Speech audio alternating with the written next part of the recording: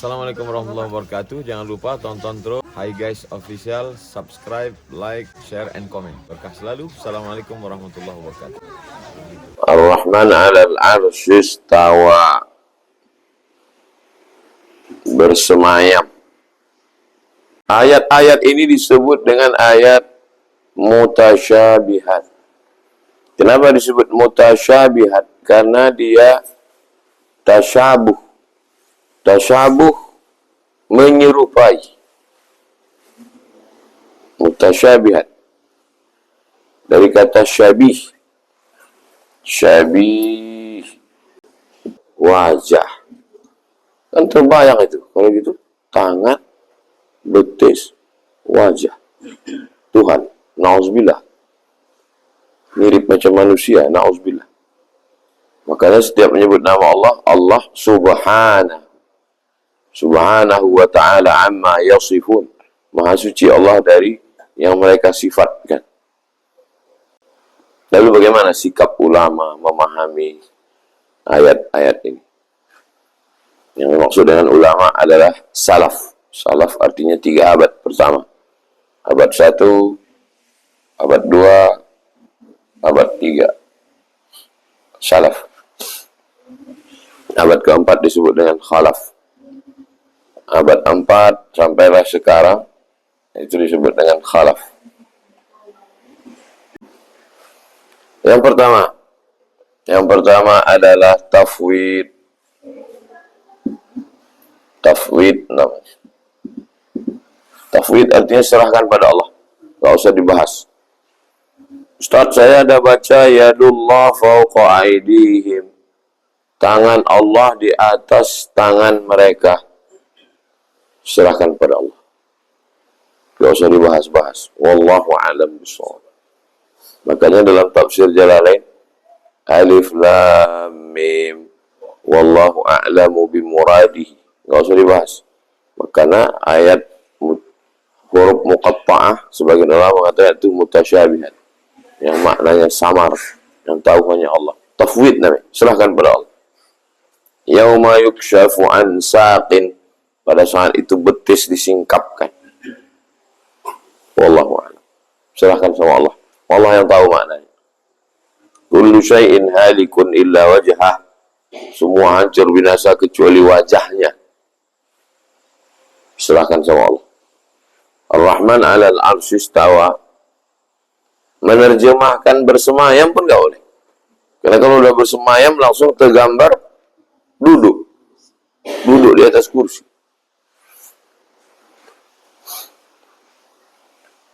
Tafwid yang paling selamat. Makanya waktu Imam Malik ditanya, Imam Malik apa makna Ar-Rahman 'alal 'arsy istawa? Kata Imam Malik, al-istiwa ma'lum. Istawa semua orang tahu artinya. Wal kaifiyah majhulah.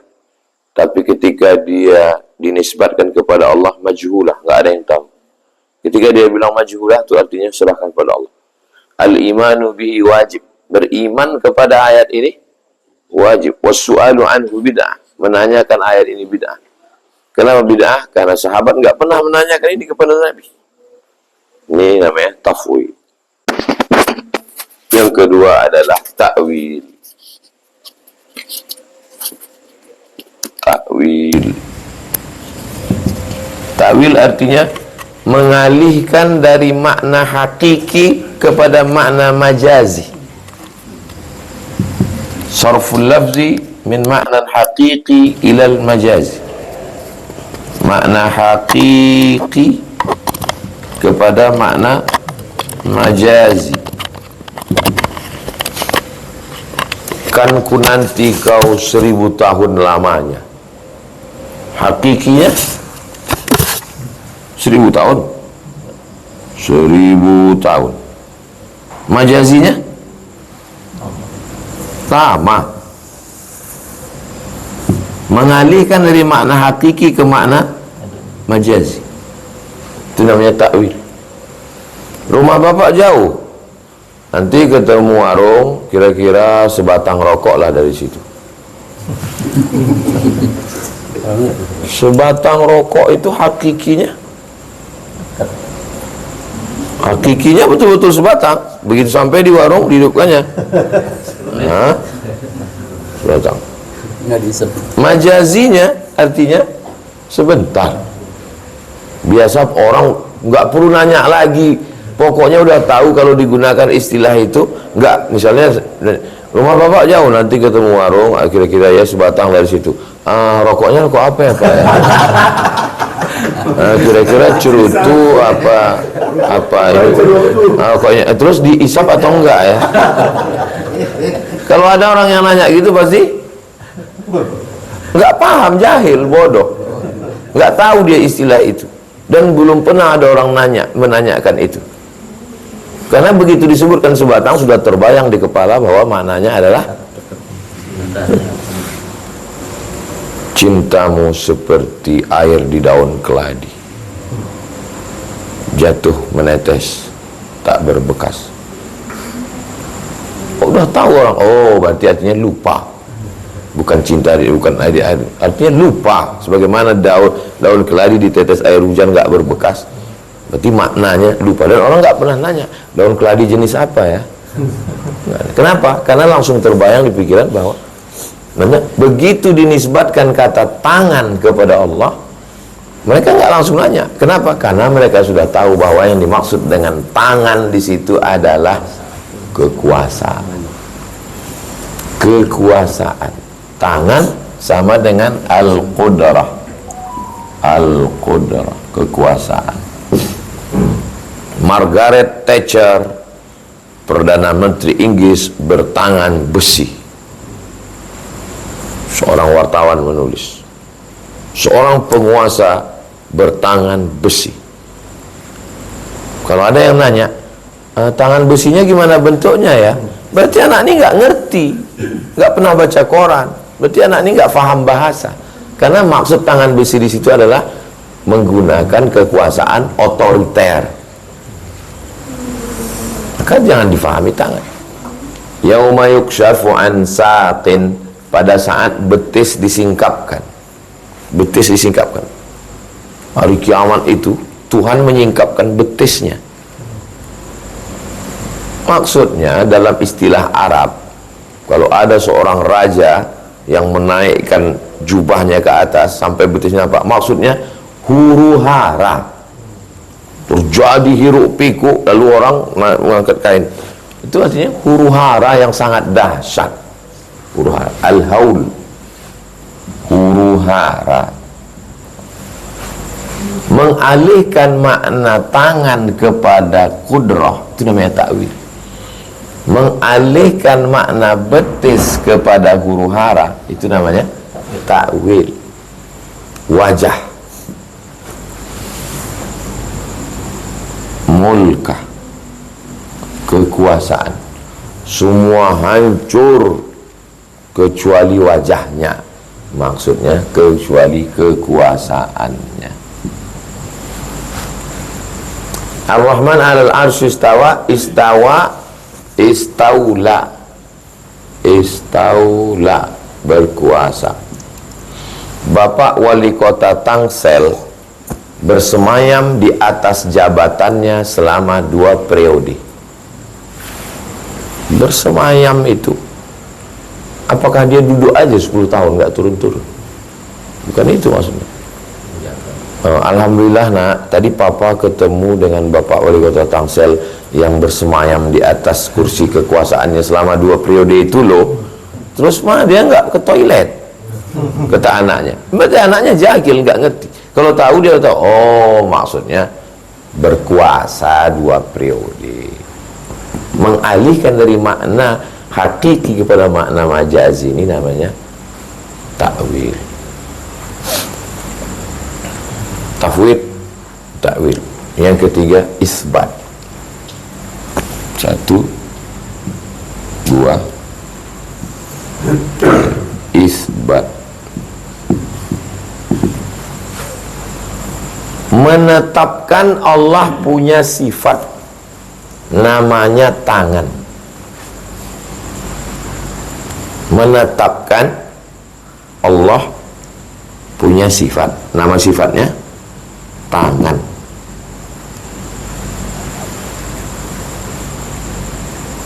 Kalau ini tadi kan nggak ada, pokoknya serahkan aja sama Allah. Kalau ini alihkan dari makna hakiki kepada makna majazi. Kalau isbat ini tetapkan bahwa dia punya tangan, terus tapi tangannya nggak sama dengan tangan makhluk. Setelah diisbatkan, dinafikan.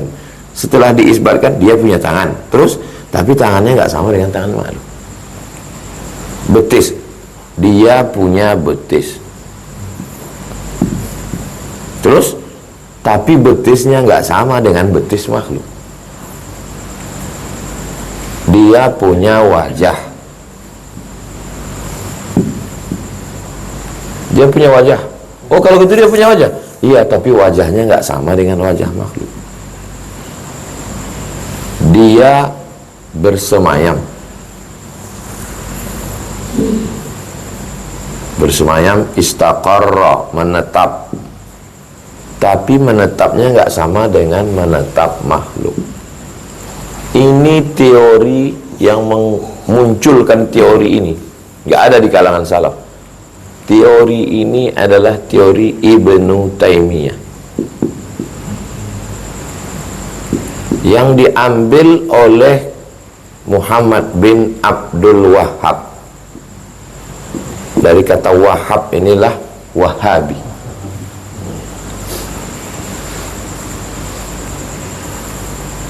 Salaf cuma ini dua. Salaf. Inilah yang jelimet, yang ribet. Akhirnya ini ya serahkan pada Allah. Ustaz Somad, apa arti pokoknya serahkan pada Allah? Wallahu a'lam bishawab. Tapi kan kalau kita tidak semuanya ketemu orang yang sesimpel itu. Kalau orang yang ada mendebat, oh masa semuanya serah pada Allah, serah kepada Allah. Ustaz apa itu? Ustaz serahkan pada Allah.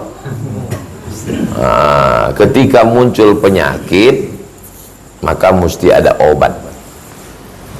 Takwil ini hanya dilakukan ketika ada penyakit. Penyakit apa namanya? Penyakit tasbih. Penyakit tasbih itu apa? Penyakit tajsim. Tasbih menyerupakan Allah dengan makhluk. Tajsim dari kata jismun. Jismun fisik, memfisikkan Allah. Memfisikkan Allah. Allah bertangan, Allah berkaki, Allah berwajah, Allah duduk. Memfisikkan Allah. Batal. Sifat memfisikkan Allah ini batal dengan dua ayat. Laisa kamislihi syai'un. Ayat yang kedua, walam yakul lahu kufuwan ahad. Itulah yang disusun dalam sifat 20, wujud, qidam, baqa. Dia batal karena sifat yang keempat, mukhalafatuhu lil hawadis. Dia bertentangan dengan yang hawadis, dengan yang baharu. Kita ini baharu, Allah itu qadim, kekal. Sedangkan kita ini baharu, berubah. Baharu asal katanya zaman dulu, hilang ha, lalu jadi baru. Kita ini sesuatu yang baru. Johor baharu, Johor baru. Hamba sahaya, sahaya jadi saya. Itu bahasa dulu yang berubah jadi bahasa sekarang, hilang ha-nya. Nah, bagi ulama Ahlus Sunnah wal Jamaah mazhab Asy'ari ini bermasalah. Kenapa? Di mana letaknya masalah? Karena ketika menetapkan dia punya tangan, langsung terbayang, oh kalau gitu dia punya tangan. Tapi tangannya nggak sama dengan tangan makhluk. Nah, ini yang maka istilah ini disebut dengan balkafah. Balkafah artinya bila kaif. Balkafah, bila kaif. Maka disebutkan sampai ada istilah kelompok ini kelompok balkafah. Balkafah artinya bila kaif, tapi tidak sama. Dia punya kaki tapi nggak sama, punya wajah tapi nggak sama. Loh. Bagi ahli tauhid, ahli akidah, ini kalau memang enggak, ya enggak aja. Atau iya sekalian. Kalau iya sekalian, nah ini kelompok yang kafir. Kafir sekalian. Nama kelompoknya tajsim. Orangnya mujassimah. Mujassimah ini memang kafir sama sekali. Pokoknya kalau membaca yadullah, ya Allah punya tangan. Tangan hakiki, memang betul-betul tangan. Kalau betisnya memang betis. Kalau wajah, ya memang betul-betul wajah. Kalau bersemayam, ya memang betul-betul dia duduk di atas aras. Istaqarra wa jalasa, menetap dan duduk. Ini kafir. Karena mengatakan punya tangan, punya betis, punya wajah, bersemayam, maka dikhawatirkan ibarat jalan udah sikit lagi terpleset, sikit lagi dikhawatirkan terjerumus kepada tajassim, mujassimah, memfisikkan Allah Subhanahu wa ta'ala. Apakah tafwid ini ada pada salaf? Iya, salaf itu tafwid. Itu bisa difahami dari ucapan Imam Malik. Kata Imam Malik, al-istiwa ma'lum, semua orang tahu, wal kaifiyah majhulah, tapi hakikatnya majhul, tidak ada yang tahu, hanya Allah yang tahu. Ketika mengatakan hanya Allah yang tahu, itulah dia tafwid. Wal imanu bihi wajib, beriman wajib, wasu'alu anhu bid'ah. Takwil. Apakah kalangan salaf itu mentakwil? Buka Sahih Bukhari. Kullu syai'in halikun illa wajhah. Segala sesuatu binasa kecuali wajhah. Kata Imam Bukhari, mulkah. Ini saya ambil dari Sahih Bukhari. Apakah Imam Bukhari itu salaf? Ya. Imam Bukhari meninggal tahun 256. 256 salaf. Karena masuk abad ketiga. 256 salaf. Jadi jangan katakan Imam Asy'ari yang mentakwil. Jangan ikut Imam Asy'ari. Imam Asy'ari itu mentakwil. Kelompok ini menuduh takwil ini ta'til. Ta'til artinya meniadakan sifat Allah. Karena kalian mentakwil berarti kalian meniadakan. Orang meniadakan berarti menghilangkan ayat. Menghilangkan ayat berarti kafir. Ini menuduh Asy'ari kafir. Jadi kalau nanti anda mendengar video Abdul Somad itu Asy'ari, Asy'ari itu ta'til, menghilangkan ayat Allah. Menghilangkan ayat Allah berarti kafir. Ini dihilangkan, ini dihilangkan. Nggak bisa dia membedakan antara mentakwil dengan menghilangkan.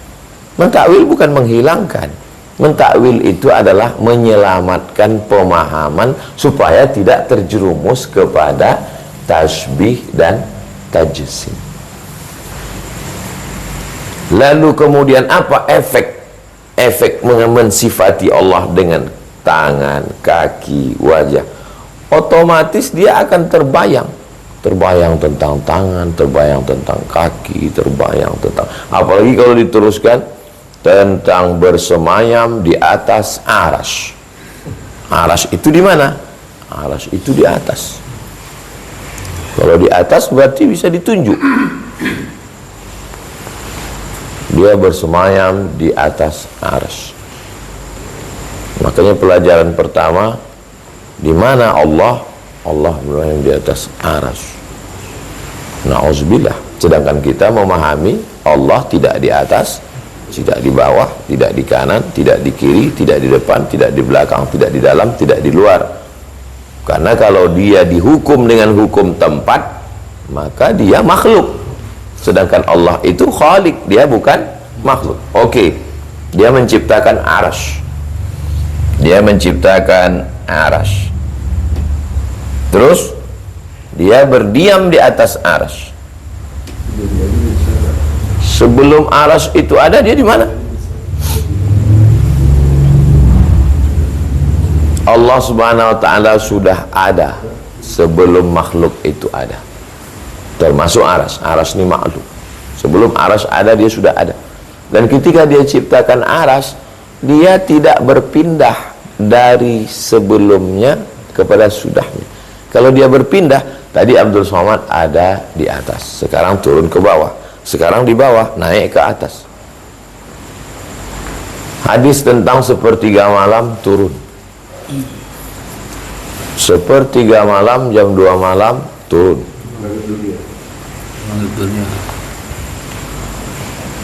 Ini aras. Habis itu sepertiga malam turun ke bawah. Sepertiga malam di Jepang. Turun. Habis dari Jepang turun ke Korea. Habis Korea turun ke Papua. Habis Papua turun ke Ternate. Habis Ternate turun ke Sulawesi. Habis itu turun ke Kalimantan. Habis itu turun ke Sumatera. Habis itu turun ke India. Turun terus. Mesti naik turun. Kalau memang turun bizati, makanya yang paling selamat memahaminya adalah dengan tafwid dan takwil. Lalu apa makna turun itu? Imam Malik mentakwil, kata Imam Malik, tanazzala amruhu. Bukan turun zatnya, bukan fisiknya. Turun amruhu, perkaranya. Turun rahmatnya. Adapun Allah Subhanahu wa taala, Dia menciptakan tempat aras, lalu kemudian Dia berdiam di dalam aras, di atas aras. Sedangkan aras ini baharu, hadis. Sedangkan Allah itu qadim. Tidak mungkin yang qadim berada di dalam, tidak mungkin yang qadim berdiam di baharu. Berarti dia hulul. Hulul artinya berdiam. Saya ini baharu, lalu Allah berdiam di dalam saya. Hulul, akidah hulul itu batil, kafir, na'udzubillah.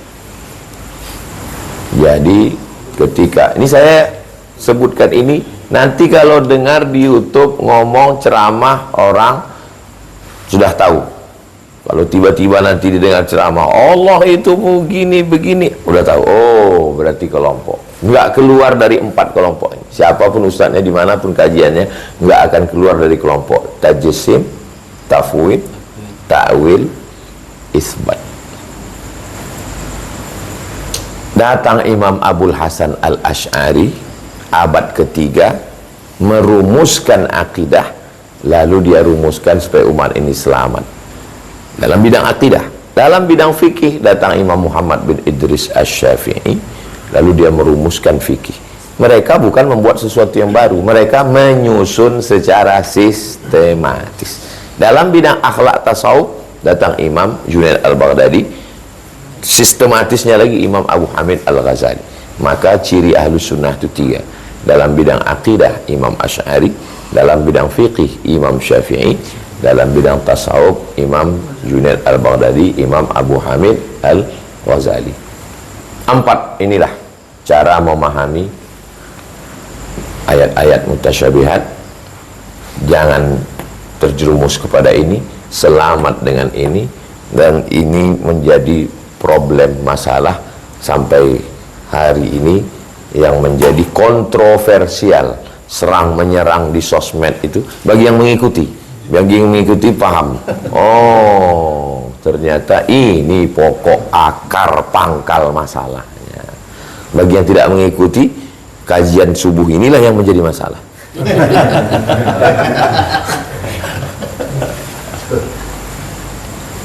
Itu sekilas tentang ayat mutasyabihat. Selamat untuk Hi Guys Official. Semoga liputannya menjadi inspirasi buat anak-anak muda.